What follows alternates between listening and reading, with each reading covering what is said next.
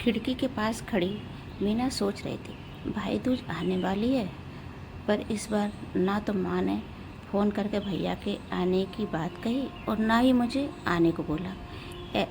ऐसा कैसे हो सकता है? हे भगवान, बस सब ठीक हो सब कुछ। अपनी सास से बोली, माँ जी मुझे बहुत डर लग रहा है, पता नहीं क्या हो गया, मुझे कैसे भूल गए। इस बार सास ने इजाज़त देते हुए कहा, कोई बात नहीं बेटा, तुम एक बार खुद जाकर देख आओ। सास की आज्ञा मिलने भर की देर थी कि मीना अपने पति के साथ मायके आ पहुंची, परंतु इस बार घर के अंदर कदम रखते ही उसे सब कुछ बदला सा महसूस हुआ। पहले जहां उसे देखते ही माँ पिताजी के चेहरे खुशी से खिल उठते थे, इस बार उन पर परेशानी की झलक साफ दिखाई दे रही थी। पहले भाभी उसे देखते ही दौड़ी चली आती और प्यार से गले लगा लेती थी, पर इस बार दूर से ही एक हल्की सी मुस्कान दे डाली। भैया भी ज़्यादा खुश नहीं दिखे। मीना ने जैसे तैसे एक रात बिताई, परंतु अगले दिन जैसे ही उसके पति उसे मायके छोड़ वापस गए, उसने अपनी माँ से बात की।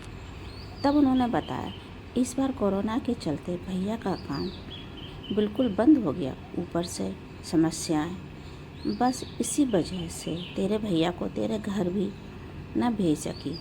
मीना बोली, कोई बात नहीं माँ, ये मुश्किल दिन भी जल्दी निकल जाएंगे, आप चिंता मत करो।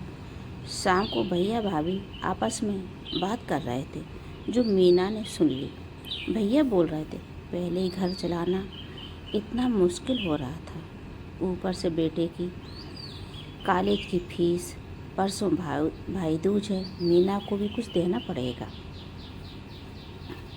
भाभी बोली, कोई बात नहीं, आप चिंता न करें, ये मेरी चूड़ियाँ बहुत पुरानी हो गई हैं, इन्हें बेचकर जो पैसे आएंगे उससे मीना दीदी को त्योहार भी दे देंगे और कॉलेज की फीस भी भर देंगे। मीना को ये सब सुनकर बहुत बुरा लगा। भैया भाभी ये क्या बातें कर रहे हैं? क्या मैं यहाँ उनको तंग करके कुछ लेने के लिए ही आती हूँ? वह अपने कमरे में आ गई। तभी उसे याद आया कि शादी से कुछ समय पहले जब वह नौकरी करती थी तो उसने बड़े शौक़ से अपनी पहली तनख्वाह लाकर पापा को दी थी। तब पापा ने कहा था, ये पैसे अपने पास ही रख ले बेटा, मुश्किल वक्त में काम आएंगे। इसके बाद वह हर महीने अपनी सारी तनख्वाह बैंक में जमा करवाती रही। शादी के बाद जब भी मायके आई तो माँ ने उसे पैसे निकलवाने को कहा, पर मीना हर बार कह रही थी कि अभी मुझे ज़रूरत नहीं है। पर आज उन पैसों की उसके परिवार को ज़रूरत थी। वह अगले ही दिन सुबह भतीजे को साथ लेकर बैंक गई और सारे पैसे निकलवाकर पहले भतीजे की कॉलेज की फीस जमा की और फिर घर का ज़रूरी सामान खरीदकर घर वापस आ गई।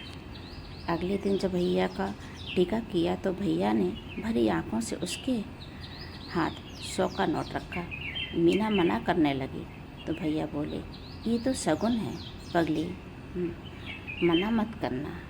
मीना बोली, भैया बेटियां मायके शगुन के नाम पर कुछ लेने नहीं, बल्कि अपने माँ बाप की अच्छी सेहत की कामना करने भैया भाभी को माँ बाप की सेवा करते देख ढेरों दुआएं देने और बड़े होते भतीजे भतीजियों की नज़र उतारने आती हैं। जितनी बार मायके की दहलीज पार करती हैं, ईश्वर से उस दहलीज की सलामती की दुआएं मांगती है। जब मुझे माँ पापा के चेहरे पर रौनक आ जाती है, भाभी दौड़कर गले लगाती हैं, आप लाड़ लड़ाते हो, मुझे मेरा शगुन मिल जाता है।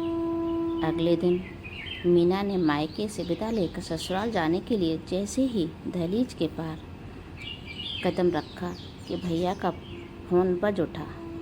उन्हें अपने व्यापार के लिए बहुत बड़ा ऑर्डर मिला था। वे सोचने लगे, सचमुच बहन बेटियां मायके कुछ लेने नहीं बल्कि अपनी बेशकीमती दुआएं देने आती हैं। जब वे घर की दहलीज पार कर अंदर आती हैं तो बरकत भी अपने आप भीतर चली आती है। हर बहन बेटी के दिल की तमन्ना होती है कि उसका मायका हमेशा खुशहाल रहे और तरक्की करे। मायके की खुशहाली देख उसके अंदर एक अलग ही ताकत भर जाती है, जिससे उसके अपने जीवन में पेश आने वाली मुश्किलों को वो डटकर सामना कर पाते हैं। भैया की आंखों से खुशी के आंसू बहने लगे। अगर मेरा ये वीडियो पसंद आया है तो लाइक और सब्सक्राइब ज़रूर करिएगा।